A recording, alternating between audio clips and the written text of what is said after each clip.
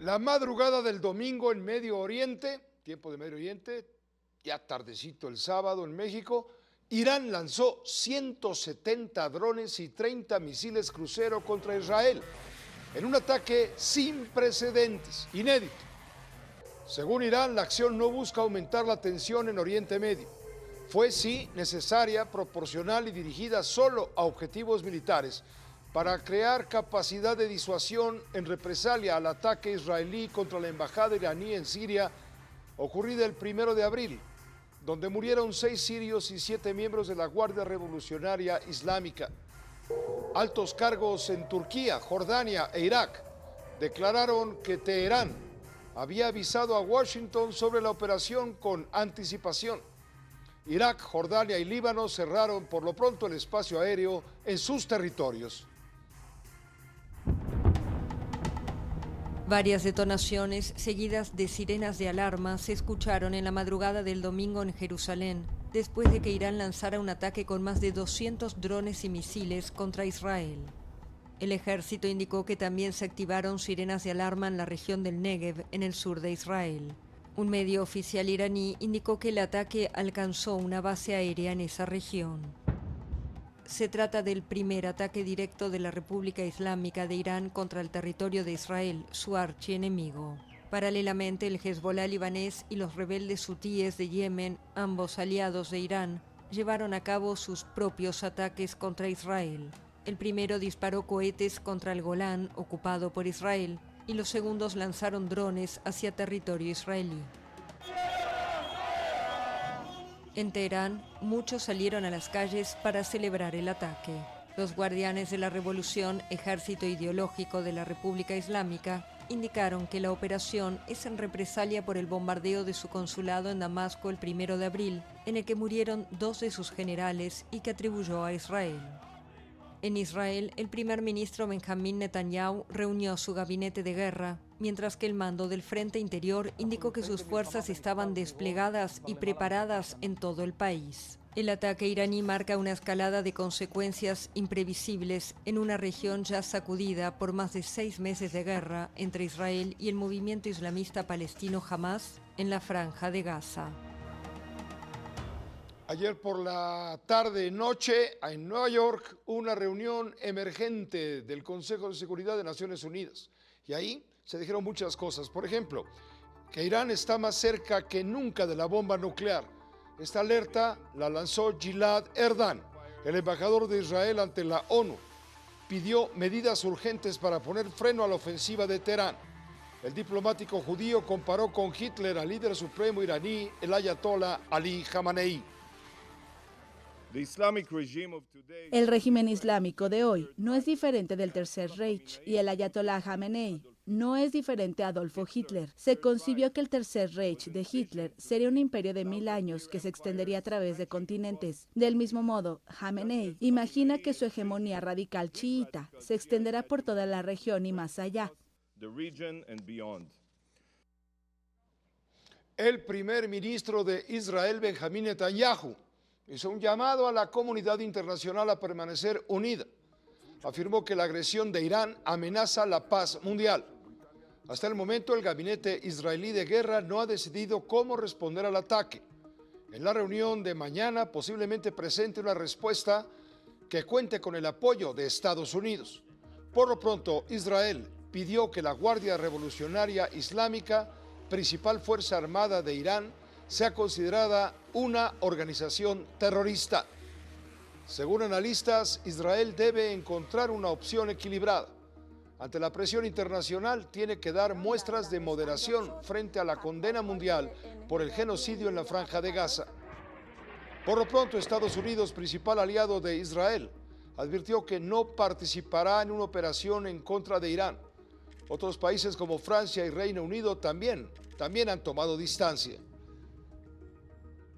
Este fin de semana, Irán lanzó un ataque aéreo sin precedentes contra Israel. Al final, el esfuerzo defensivo para interceptar los drones y misiles de Irán fue efectivo y evitó con éxito lo que podría haber sido una pérdida significativa de vidas. Fue un éxito compartido y Estados Unidos se enorgullece de haber desempeñado un papel fundamental en él. A pesar del ataque iraní, El ejército de Israel continúa las operaciones contra Hamás en la franja de Gaza. Altos dirigentes señalan que el ataque de Teherán no los desviará de su principal objetivo: eliminar al movimiento palestino aliado de la República Islámica de Irán. Esta mañana, el movimiento pro-iraní Hezbollah afirmó haber activado artefactos explosivos al paso de soldados israelíes quienes cruzaron la frontera con Líbano. Israel reportó 4 soldados heridos. También Israel reveló haber gastado más de $1.000 millones en neutralizar el ataque de Irán de la madrugada del domingo. La cúpula de hierro, conocida como Rafael, fue indispensable para derribar los drones lanzados por Irán. Esta cúpula funciona desde 2011. Fue desarrollada por una empresa israelí con el apoyo de Estados Unidos. Tiene como objetivo interceptar cohetes de corto alcance. Entre tanto, el medio local iraní ISNA dio a conocer las características de los diferentes misiles con los que cuenta Teherán. Entre ellos destacan el Sejil, capaz de volar a más de 17.000 kilómetros por hora, con un alcance de 2.500 kilómetros. Irán queda como a 2.000 kilómetros de Israel. También tienen el Keibal, que es otro misil balístico con alcance de 2.000 kilómetros. Permítame un contacto en este momento con la internacionalista Brenda Estefan. Ella es columnista del periódico Reforma, a quien le agradecemos mucho esta colaboración especial. Bienvenida, desde luego, aquí en Uno TV Noticias. Brenda, muchas gracias por acompañarnos. Muy buenas noches. Pepe, muy buenas noches. Un gusto estar en tu programa. Gracias, Brenda. El mundo se pregunta si estamos al borde de una guerra nuclear o de una guerra mundial. Es la primera pregunta que pasa por cualquier cabeza. Así es, la comunidad internacional, digamos, está al borde de los nervios por lo que sucedió este fin de semana. Se rompen muchos dogmas. Por un lado, Irán, desde 1979 y el establecimiento del régimen de los ayatolás, nunca había atacado de manera directa a Israel. Por otro lado, Israel no había sufrido un ataque de parte de otro Estado desde 1991 con Saddam Hussein en Irak. De forma que es una amenaza que Israel se toma muy en serio, a pesar de que todo indica que Teherán buscó que fuera un ataque bien calibrado, que hiciera mucho ruido, pero no muchos daños. ¿Por qué decimos esto? Porque, como bien se señalaba en tu programa, Irán advirtió a Estados Unidos y a algunos países vecinos que este ataque llegaría, que habría un ataque masivo con misiles y drones a territorio israelí, lo cual permitió poner en alerta no solamente a Israel, sino a sus aliados, y que lograran una tasa de neutralización de los ataques de 99%. Desde luego por la efectividad del domo, el famoso domo de hierro que protege los cielos israelíes, pero también por la ayuda de los aliados de Israel, que en este caso no solamente Estados Unidos, sino también el Reino Unido, Francia e incluso países árabes como Jordania y en menor medida Arabia Saudita, apoyaran a Israel a defenderse del ataque iraní. ¿Hay algún tipo de... Perdón que te interrumpa, Brenda. ¿Hay algún tipo de explicación para justificar esta represalia iraní luego del ataque ocurrido el 1 de abril en la sede diplomática de Irán en Damasco, Siria, donde murieron 13 personas, entre ellos miembros del ejército ideológico de la Guardia Revolucionaria? Pues la relación entre estos dos países ha sido tensa históricamente desde 1979, pero en los últimos 6 meses, a partir del ataque de Hamás a Israel e el inicio de la guerra en Gaza, la situación se ha tornado más compleja.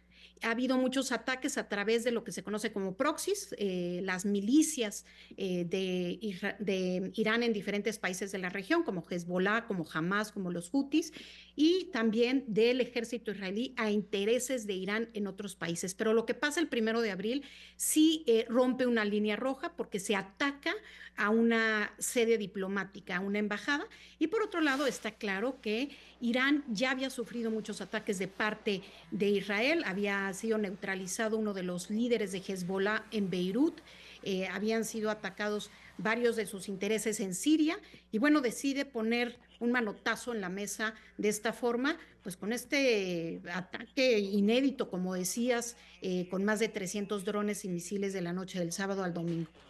¿Cómo se altera el tablero geopolítico en este momento en esa explosiva región? Pues de entrada teníamos un Israel muy aislado diplomáticamente en los meses recientes ante la guerra en Gaza, donde muchos países, particularmente de la región, le habían expresado a Israel su desacuerdo con cómo se estaba manejando la estrategia militar en Gaza.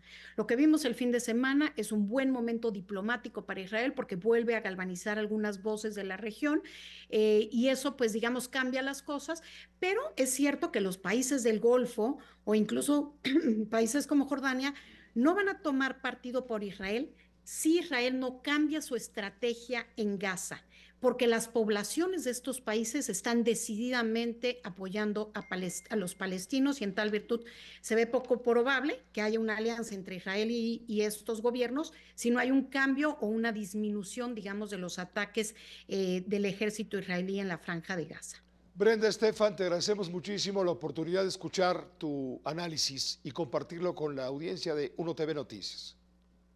Gracias a ti, Pepe, por la invitación. Muy buenas noches. Siempre bienvenida. Gracias. Buenas noches, Brenda Estefan, del periódico Reforma. Ella es internacionalista.